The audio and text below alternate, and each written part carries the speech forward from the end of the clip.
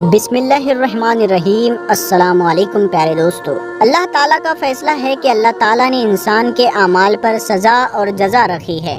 جہاں نیک اعمال پر اللہ تعالیٰ نے جزا رکھی ہے، وہی اللہ تعالیٰ نے گناہوں پر سزا بھی رکھی ہے۔ اکثر گناہ تو ایسے ہیں جن کی سزا تو انسان کو آخرت میں ملے گی، لیکن کچھ گناہ ایسے بھی ہیں جن کی سزا آخرت میں ملنے کے ساتھ ساتھ انسان کو دنیا میں بھی کاٹنی پڑتی ہے۔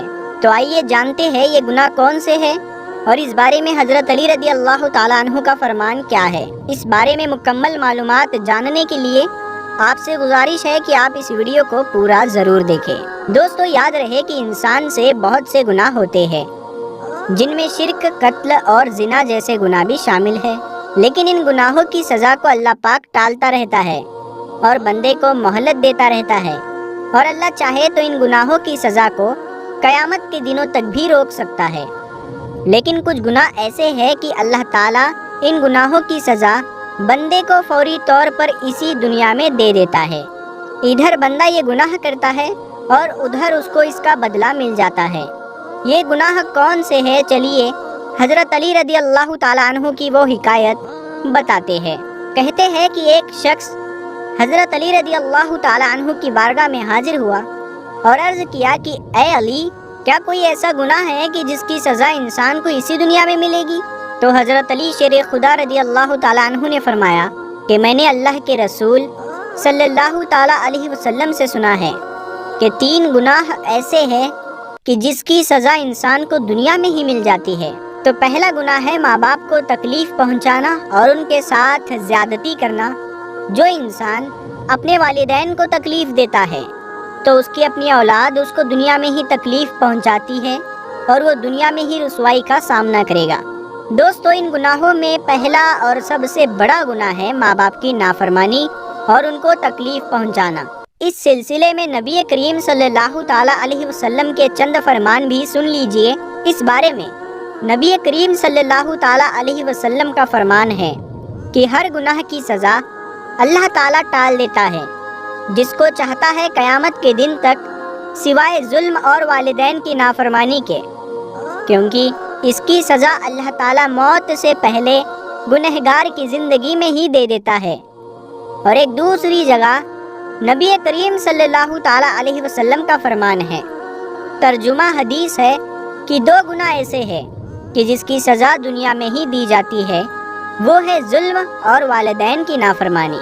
ایک اور حدیث میں نبی کریم صلی اللہ تعالیٰ علیہ وسلم کا فرمان ہے، ترجمہ حدیث ہے کہ ظلم اور بے رحمی سے بڑھ کر کوئی گناہ ایسا نہیں جس کی سزا اللہ کے طرف سے اسے جلد سزا دی جائے اور آخرت کے لیے بھی اسے باقی رکھا جائے۔ دوستو سوچنے کی بات یہ ہے کہ آخر کیا وجہ ہے کہ والدین کی نافرمانی کی سزا اس قدر سنگین ہے کہ دنیا میں بھی ایسے گنہگاروں کو تباہ کیا جاتا ہے، جبکہ اور بھی سنگین گناہ ہے مگر ان کی سزا فوراً نہیں ملتی؟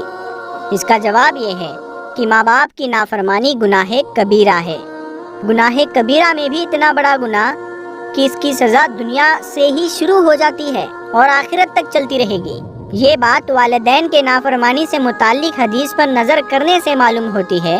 قرآن میں اللہ تعالیٰ نے اپنی عبادت کے ساتھ والدین کی فرما برداری کا بھی حکم دیا ہے، یعنی حقوق العباد کے بعد والدین کے حقوق کا درجہ ہے۔ حدیث میں نبی کریم صلی اللہ تعالیٰ علیہ وسلم نے والدین کی نافرمانی کو شرک کے ساتھ ذکر کیا ہے۔ اس حدیث سے صاف معلوم ہوتا ہے کہ والدین کی نافرمانی اللہ کے نزدیک بہت بڑا گناہ ہے۔ ایسے گنہگار کو اللہ تعالیٰ دنیا میں سخت سزا دیتا ہے تاکہ ماں باپ بھی نافرمان اولاد کی سزا دیکھ لے۔ دوستو نافرمان اولاد کی دنیاوی سزا میں جہاں اولاد کے لیے سبق ہے، وہی اس میں دنیا والوں کے لیے بھی ایک درس و نصیحت ہے، تاکہ کوئی اولاد ماں باپ کا حق نہ لے، ان کی خدمت سے منہ نہ پھیرے، انہیں کھلانے پلانے اور ان کی دیکھ ریکھ میں کوتاہی نہ کرے۔ خاص طور پر جب دونوں بوڑھے ہو جائیں، چلنے پھرنے کام کاج کرنے سے معذور ہو جائے، تو ایسے وقت میں اولاد ان کی خدمت کرے، صحیح وقت پر کھانے کا انتظام کرے، جو خود کھائے وہ انہیں بھی کھلائے، بدن، کپڑا اور جگہ کی صفائی کا خیال کرے، پیشاب، پخانہ اور ضروریات زندگی پر ان کی مدد کرے۔ مگر عام طور پر لوگ اپنے بوڑھے ماں باپ کی خدمت کرنے سے پیچھے ہٹتے ہیں، اور ایسے شخص سے اللہ تعالیٰ ناراض ہوتا ہے اور اسے اپنے ماں باپ کے ساتھ برا برتاؤ کرنے کی وجہ سے اسے دنیا میں بھی اللہ سزا دے دیتا ہے، اور آخرت میں بھی وہ شخص سزا کا حقدار ہوگا۔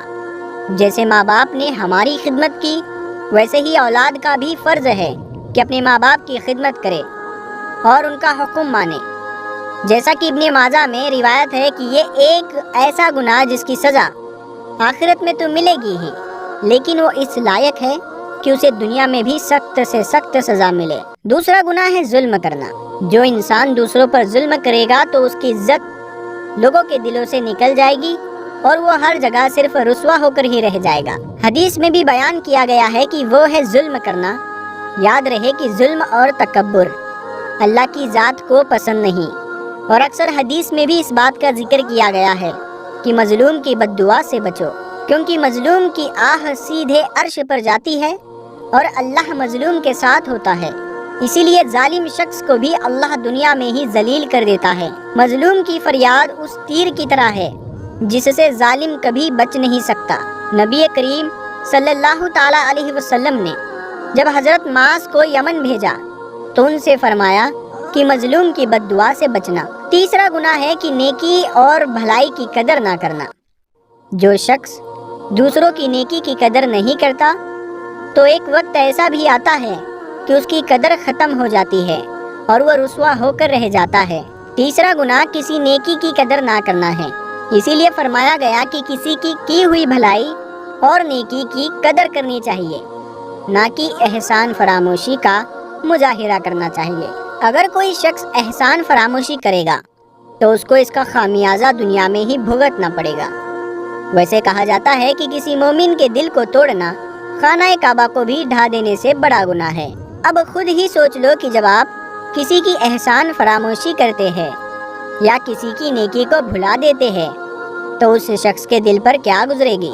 دوستو، اس حکایت میں آپ نے جان لیا کہ وہ کون سے 3 گناہ ہیں جس کی سزا انسان کو دنیا میں ہی مل جاتی ہے، کیونکہ یہ گناہ اللہ کو انتہائی ناپسند ہے، جس کی وجہ سے آخرت کے عذاب کے ساتھ ساتھ ان گناہوں کی سزا اللہ تعالیٰ دنیا میں بھی بندے کو دے دیتا ہے، اور حدیث شریف میں بھی اس بات کی تصدیق ہوتی ہے کہ ان گناہوں کی سزا آخرت کے ساتھ ساتھ دنیا میں بھی ہوگی۔